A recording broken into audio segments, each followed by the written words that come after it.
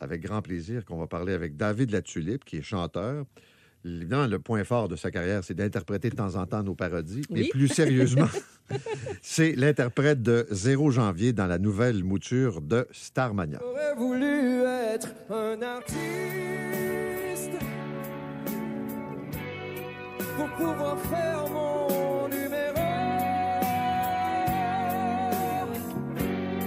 Quand l'avion se pose sur la piste à Rotterdam ou à Rio. Et la comédie musicale en France fonctionne tempête, ça arrête pas les billets vendus. On parle de 300 000 spectateurs en 3 mois. Il fait partie de cette mouture. David Latulippe, allô? Allô? Hey, ça me donne encore des frissons d'entendre ça. C'est assez fou. De retour au Québec pour une petite semaine avant de repartir en tournée. On veut savoir comment tu t'es retrouvé dans cette distribution de cette nouvelle relecture de Starmania. Hey, ça a été hyper vite, mais en même temps, avec la COVID, il y a eu beaucoup d'attentes. J'ai auditionné en janvier 2020 pour Ziggy, en fait. C'est même pas le rôle... c'était même pas pour le rôle que je voulais. Après ça, il m'a demandé une deuxième chanson. J'avais pas d'autres chansons de ce personnage-là, donc j'ai dit, je connais le blues businessman. Et j'ai chanté ça, puis vraiment, là, il y a eu un gros déclic. J'ai eu une autre journée d'audition le lendemain, puis c'était fait. Vraiment, ça s'est fait en 2 jours, hyper rapidement. Il y avait des auditions à Montréal, Luc Plamondon était là et tout ça.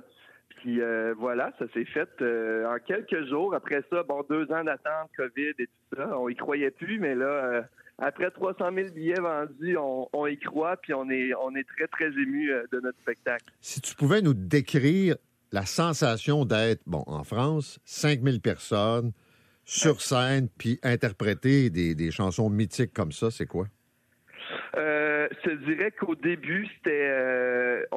le cast, on est bien émotif, là, mais c'était vraiment émouvant. On pleurait beaucoup pendant le show. Il fallait se gérer parce qu'on avait d'autres tunes à faire. Mais en arrivant pour le Blues Businessman, être toute seule sur scène avec... Il y a des gros jeux de lumière, en tout cas dans mon numéro. C'est vraiment... je me dis à chaque jour comment je suis chanceux d'être lui qui est là, qui fait ça, parce que ça fait 10 ans que je chante. Ça fait 10 ans que je fais ça pour me rendre à faire ça. T'sais. Fait que vraiment, je suis chanceux. Puis après 100 shows, là, je suis encore ben ému d'avoir la chance d'incarner ce personnage-là chaque soir. Et on sait qu'il y a eu plusieurs versions de Starmania. Celle de 2022-2023, ça ressemble à quoi? Parce qu'on dit que c'est vraiment futuriste. Nous, on n'a pas eu l'occasion de la voir encore. Ça va être probablement cet automne. Mais c'est quoi les grosses différences qu'on peut voir? Moi, ce que j'ai aimé sur la direction de 2022, c'est qu'il voulait... Oui, Starmania, c'est dans le futur, mais on peut pas nommer vraiment de date. On peut pas mettre un temps à ça. C'est dans le futur. On sait pas trop c'est quand. Puis ce que j'aime, c'est qu'on est allé vraiment dans le moderne, je crois que si on le refait dans 20 ans, ça va être encore dans le style moderne. Mais ce qu'on peut voir live, c'est vraiment le jeu de lumière. Il y a vraiment des nouvelles technologies qui ont été créées seulement pour ce spectacle-là. Tu as des lumières qui sortent du stage d'Ater. En tout cas, c'est vraiment... ça crée tellement de lumière et d'options que on dirait voir des hologrammes, en fait. Fait que ça, je pense que mise en scène, lumière et tout ça, c'est vraiment un plus. Puis... une nouvelle technologie là, qu'on n'a jamais vue. Et le public a vraiment accroché. L'approche des Français, ça ressemble à quoi? Parce que tu as fait la voix au Québec, tu es un chanteur connu. Comment eux, ils gèrent ça avec justement les artistes?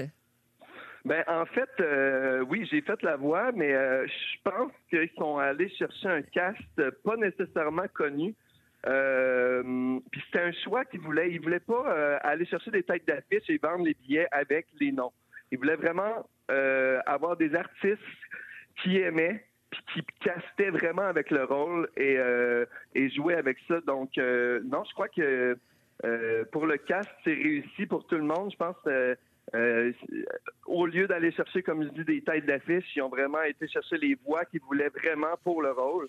Fait que ça a été plus comme ça, la recherche de chanteurs. Et là, tu pars en tournée, en fait, pour tout le reste de l'hiver. Et là, on parle de dates pour l'automne. Est-ce que tu as déjà des dates que tu peux annoncer? On nous avait dit peut-être la salle Wilfrid Pelletier pour le Québec. Le Québec, écoute, je peux pas encore en parler parce que c'est pas fait. Même moi, en ce moment, là, je suis un peu stressé. Je me dis, si ça marche pas, qu'est-ce qu'on va faire? On n'a pas le choix.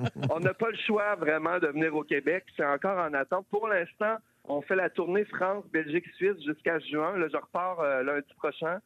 Puis on revient à Paris pour 3 mois, novembre, décembre, janvier prochain. Pour l'instant, c'est juste ça qu'on a. Puis le Québec, on est supposé avoir des réponses bientôt parce que ça s'en vient si ça marche. Fait qu'il va falloir qu'on soit au courant.